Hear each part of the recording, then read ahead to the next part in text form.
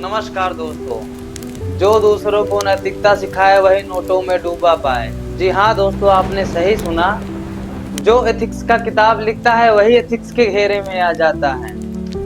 ये बात है उनके लिए जो अभी हाल ही में जिनके ऊपर 10 करोड़ रुपए का जुर्माना लगा है। वो है एक एडीएम अधिकारी, यूपीएससी के एडीएम अधिकारी हैं वी कुमार देवड़ा। इनकी लाइफ स्टाइल के बारे में जानेंगे आज, और आज हम जानेंगे कि एक ऐसा अधिकारी जो एथिक्स की किताब लिखता है, लाखों यूपीएससी एस्पायरेंट्स का आदर्श है, उसके दामन पर इस तरीके का जो दाग लगना कितना सही है, किस हद तक सही है। तो दोस्तों आइए जानते हैं उनके बारे में।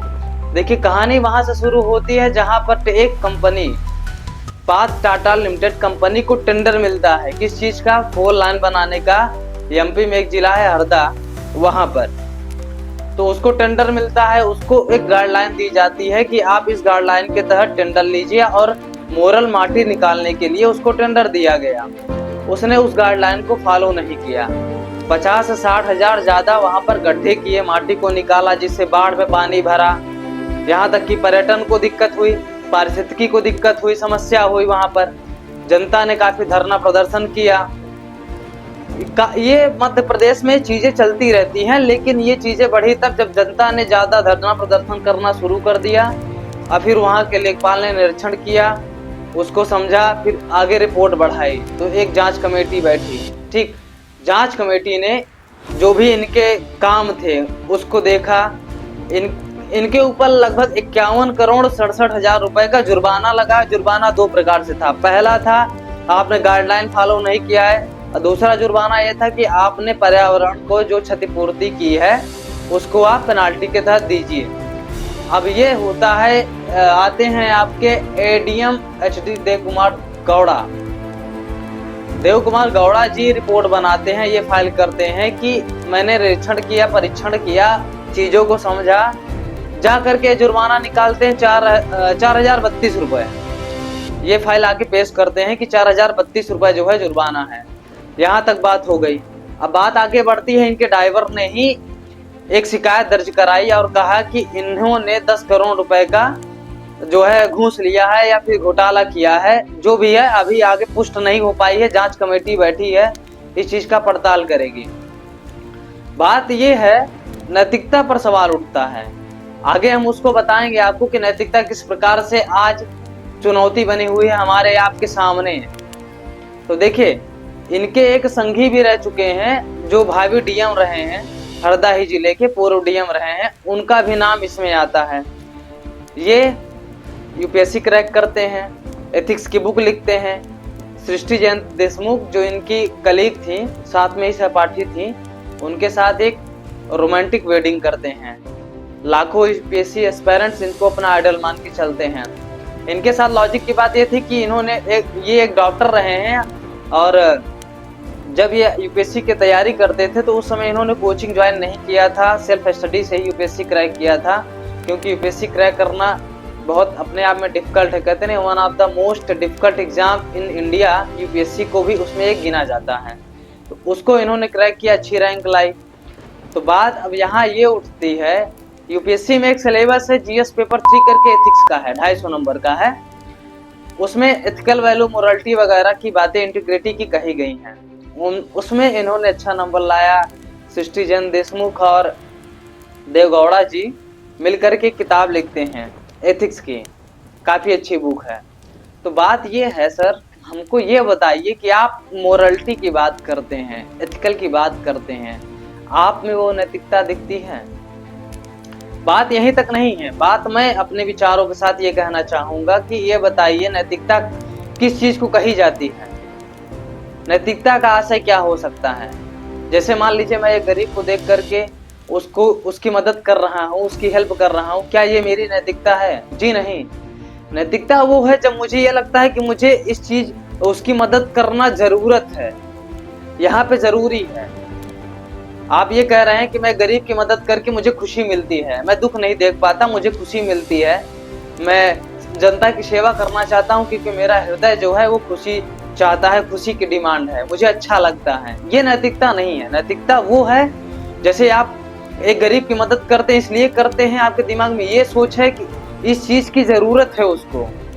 जैसे आप किसी को पानी देते हैं इसलिए नहीं कि मुझे खुशी मिलेगा पानी दे करके, नहीं, आप इसलिए पानी देते हैं क्योंकि ये जरूरत है, उसको पानी की जरूरत है। इस चीज को जब आप समझते हैं तो आप हमको ये बताइए, यूपीएससी जैसे एक भावी एग्जाम में, ये ओबीसी कैटेगरी से बिलोंग करते हैं, देवगौड़ा जी ओबीसी कैटेगरी से बिलोंग करते हैं, इनको आरक्षण भी दिया गया। आप ये बताइए हमको कि आरक्षण कुशल सेवा में देना कितना सही है। यहाँ पर आरक्षण का मुद्दा मैं उठाना नहीं चाहता था, उठाना इसलिए जरूरी बन रहा है क्योंकि भावी सिविल सर्विसेज में आप आरक्षण जिस तरीके से दे रहे हैं, समझ रहे हैं ना, और आगे जो चीजें आपको देखने को मिल रही है, एक आईएएस अधिकारी हो तो ठीक है, चाहे पूजा खेड़कर हो, और भी आईएएस अधिकारी हैं जो अपने एथिकल वैल्यू को, मोरालिटी को कितना डाउन कर रही हैं। हमारे आइडल थे, हमारे जैसे हजारों एस्पेरेंट्स के ये आइडल थे। आज ये बात सही साबित हो जाती है कि इन्होंने 10 करोड़ रुपए का घोटाला किया। अब देखिए ये बात है पावर की, पहुंच की। क्या ये जांच कमेटी ईमानदारी से काम कर पाएगी? क्या जो निर्णय निकालने हैं उसके वो उस निर्णय के तह तक पहुंच पाएगी? क्या ईमानदारी से जांच करते हुए हमारे साथ लाखों एस्पेरेंट के साथ वो न्याय कर पाएगी कि जो ये हमारे आदर्श बने हुए हैं, इनके जो एथिकल वैल्यू है, विचार हैं, आज जो इनके ऊपर एक तरीके से आरोप लग रहा है 10 करोड़ रुपए का, वो कितना सही है ये जांच कमेटी ही बताएगी। अब अगर ये सही हो जाता है तो उसका परिणाम क्या रहेगा? यूपीएससी के ऊपर कहीं ना कहीं हम एक सवाल तो खड़ा करेंगे ही कि आप एग्जाम ले रहे हैं मोरालिटी के, एथिकल वैल्यू की, वो कैसा एग्जाम है जहां पर मोरालिटी ना हो? इंटरव्यू भी तो लिया जाता है, मोरालिटी ना हो और आप उसको ये कहें कि देखो ये एथिक्स का पेपर पास करके आया है, इसका मतलब है उसके पास एथिकल वैल्यू होगी ही जरूर। आप किसी को प्रमोट कर रहे हो आरक्षण दे करके, जैसे मेरे पास 200 नंबर है, मैंने 200 नंबर अचीव किया है, अगला आदमी 150 नंबर अचीव किया है, मेरे पास मेंटलिटी थी, पढ़ने का औकात था, हैसियत थी, मैंने पढ़ा, नंबर लाया, अगला आदमी मुझसे कम लाता है, ये किस लॉजिक की बात है कि वो मुझसे आगे जाए? आप मुझे बताइए, भावी सेवा में, देश की सेवा में अगर आती है बात, वो अच्छा ईमानदारी से काम कर पाएगा कि मैं कर पाऊंगा? मैं यहाँ बात कर रहा हूँ एग्जाम के थ्रू, सोच के थ्रू, रिजल्ट के थ्रू बात कर रहा हूँ। आप यही बताते हैं ना कि जैसे कि जिसका नंबर कट ऑफ को टच करेगा, कट ऑफ को पार करता है, वही सिलेक्शन लेगा।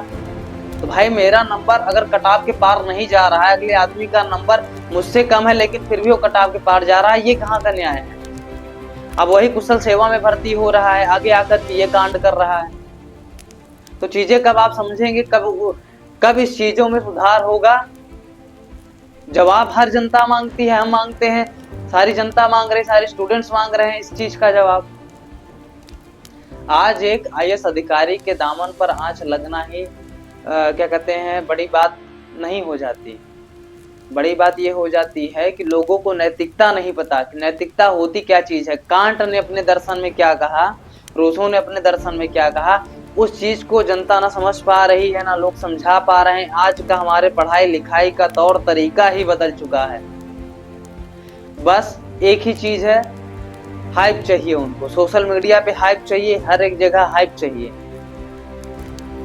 ये इन सब चीजों से नैतिकता इतना ज्यादा डाउन होती चली जाएगी कि आने वाले टाइम में, कहते नहीं है कि आने वाले समय में, जिस तरीके से रूसो ने कहा था, आर्थिक विषमता कहीं ना कहीं एक तरीके से लोगों के मन में जो पैदा हो जाती है वो एक अराजक का काम करती है, विष का काम करती है, आर्थिक विषमता।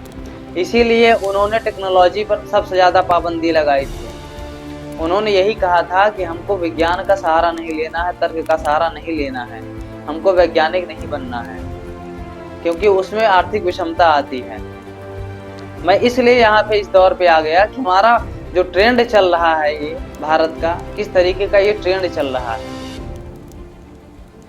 लोग दर्शन नहीं समझ पा रहे हैं, दर्शन को कहते हैं कूड़े के समान है, नैतिकता को कुछ नहीं कहते हैं।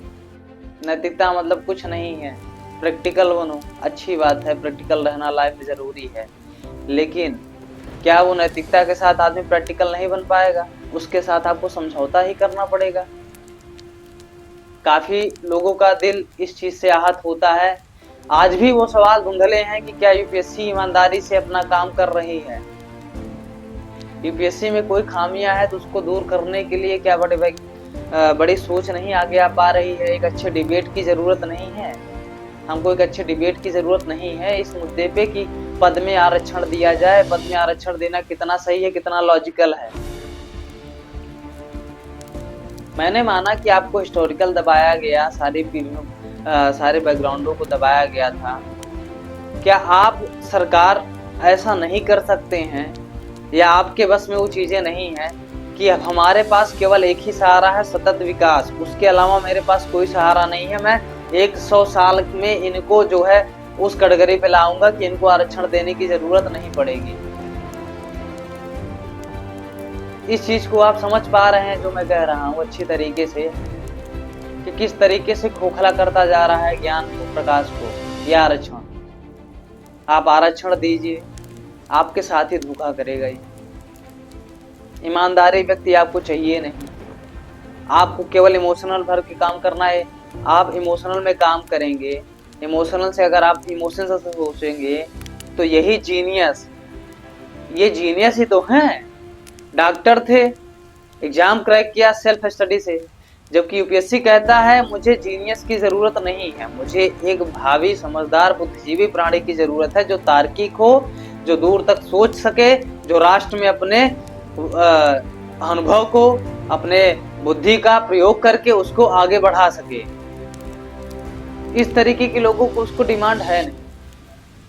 तो दोस्तों, मैं उम्मीद करता हूं कि कमेटी का जो जांच है वो ईमानदारी से काम करे, सत्य की तह तक पहुंचे, कितना सही है कितना गलत है इस चीज के बारे में अच्छे से निरीक्षण हो। बाकी राधे राधे।